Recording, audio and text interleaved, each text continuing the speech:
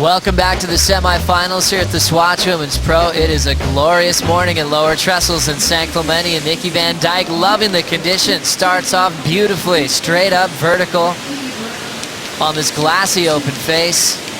Quick little jam down in the pocket to set up the forehand wrap. And now she'll stretch out this inside track. Nice finish on that inside corner. Van Dijk starting off with a serious number to put pressure on Gilmore early. It's already a big wave ridden by Nikki Van Dijk to kick off the second semifinal. All Australian battle here, looking to meet an all Australian final with Tyler Wright already taking out Sage Eriksson. As far as the world title race is concerned, Nikki Van Dijk just outside the top 10. Stephanie Gilmore, number 7 in the world, but one of the most successful surfers of all time, is looking for her first win of the season, Pete. But what a start. As you can see, a little bit of separation in the very beginning of this heat, and Nikki put herself right in the right spot and took this wave away from Steph Gilmore. Steph was a little bit further outside, positioned herself perfectly, and then no mistakes whatsoever. Beautiful first move, too, from Nikki. Very strong. And completed this ride all the way to the inside. And this is going to be excellent surfing from Nikki right out of the gates. It's exactly what she needs to do, is apply that pressure. Again, very strong first move. Attacking the lip with speed. Judges will love that. And then, of course, getting more opportunity down the line. Very strong, using the rail, clean transitions. All of those things that we love seeing from Nikki Van Dijk and the judges love seeing. And it's going to be a great score. 8.17 for Nikki Van Dijk to put pressure on Stephanie Gilmore. Gilmore called her 6th world title her most satisfying of her career, the most challenging one, because she was being hunted down by so many surfers on the top 17. Gilmore, a surfer that's inspired so many, is still being selected. Van Dijk is going to grab a second scoring ride underneath her priority. Vertical snap into a frontside carve, so just a couple of big moves, but now that's going to require Gilmore to get 2 new waves. Wow. And Gilmore, nerves of steel, letting that wave go, giving Nikki the opportunity.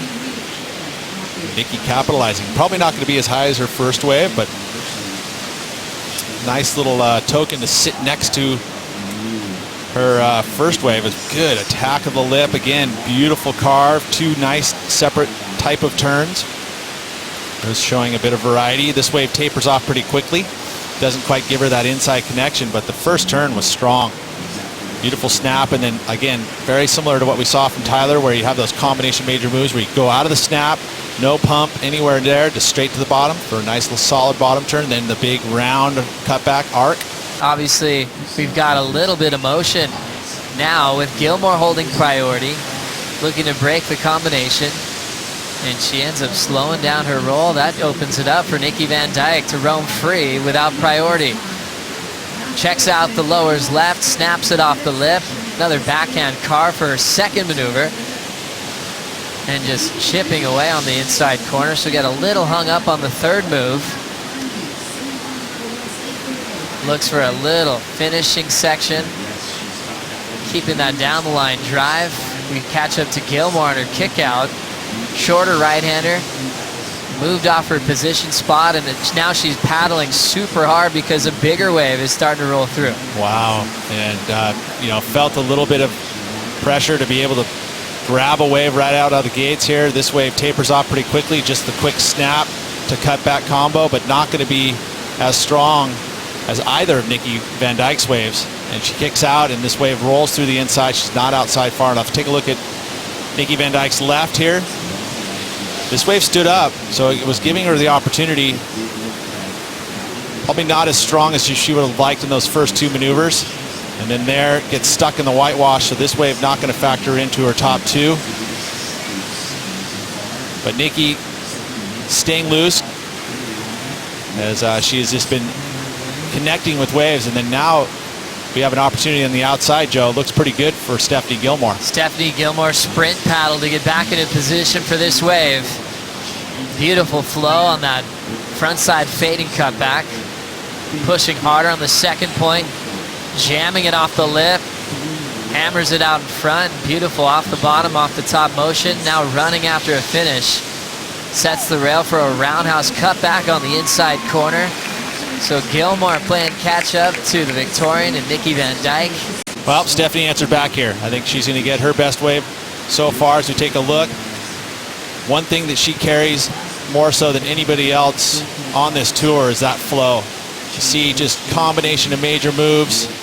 You know what she lacks probably in variety a little bit here, she makes up for in speed, power, and flow. So I think, again, we're going to see her best wave so far. Feel like it could be rivaling right there with Nikki Van Dijk. We'll see what the judges think. But again, just so smooth in transition. She was able to pack the moves in. She carried a ton of speed through all those maneuvers. Beautiful flow, no grabs of the rails. When you talk about flow, you don't want to see the board hitch anywhere. You want it just to kind of smoothly flow through like she's drawing cursive on this wave, and that's what she's done here. And just looking to redrive and qualify up the World Tour. I want to focus on that and a lot less on the QS. Your best championship tour result at home, that's got to feel good. And I also heard a very special story about your grandmother getting up for the early and coming down here to watch you perform. Yeah, yesterday, you know, we had a little bit of a call, and then at 8:30 I ran up for the free surf knowing we weren't on, and I heard my name and I was like, God, is that you? Like, what is going on? But it was, you know, my 78-year-old grandma woke up at 4:30 to drive from home, and I just started crying, like the commitment and love and support that she has, as well as, you know, my mom and dad and friends and family is amazing. And for people to believe in me that much, to take that much time is something so special to me. And I think a lot of the reason why I'm doing what I'm doing is because of them. And yeah, it was pretty emotional, and love you guys and thanks for everything. We got a semi. Fresh off a win in Spain on the QS, as now she can focus just on her championship tour results. During the interview, Pete, we had a very important exchange go down. We did. We had both Stephanie and Nikki. Nikki picking up a wave here. You know, this one, a little bit tough for Nikki, being that she had to chase her second maneuver down. In contrast, we saw Stephanie Gilmore, 2 quick snaps, the round carve. This wave held up for her through the inside, trying to back up the big score she just received for that last wave. Getting some release and kicks out, so quick backup score for Steph Gilmore. Again, a little smaller wave, but it had a good line on it. 2 quick snaps, top to bottom. You know, in contrast, we saw Nikki Van Dijk have to do the first snap. She actually had to cut the turn a little bit short and then chase down the next maneuver.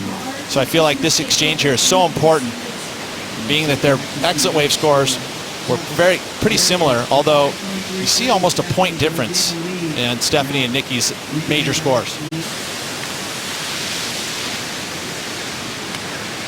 Stephanie Gilmore on the left side, Nikki Van Dijk on the right, Peter.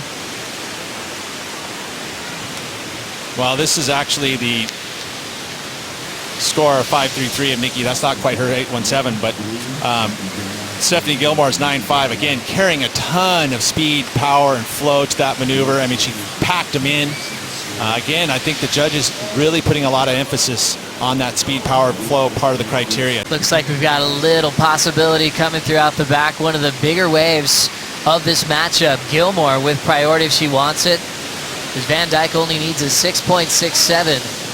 6-time world champ, former Swatch Women's Pro champ, sets her rail. That first down carve, punches it vertically off the foam. Draws that layback hack into a foam climb. Perfect transition. Belts it off the lip. Sets up beautiful, lengthy roundhouse cutback, and she still has room to move. Gilmore will now kick out on the inside corner.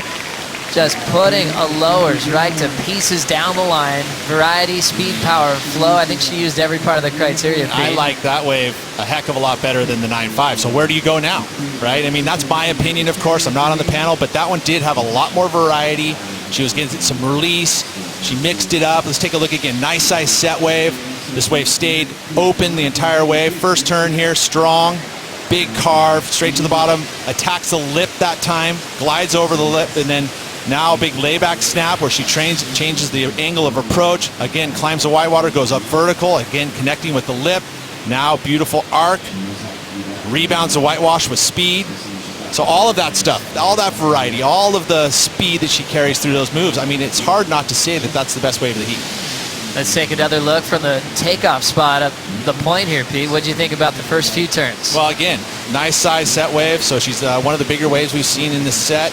Again, the variety, being able to mix it up on the 2 turns. I reckon you're right on the money there, mate. With that sort of surfing, the thing that she's had that is different to everyone else is we see Nikki having a look at a nice set here. It's quite stretched out. It's got a lot of wall. She's up and riding, pumping down the line. Nikki Van Dijk floats over the top there. It's pretty fast in front of a big turn. She had to go for broke because without it, she wasn't going to get the score she needs. As Pete had alluded to, I think that last wave of Steph's going to be the highest score of the heat. She's going to have 2 mid-range 9s in a final tally most probably, and I think it comes down to that extra bit of spark that she has when the wave starts to die.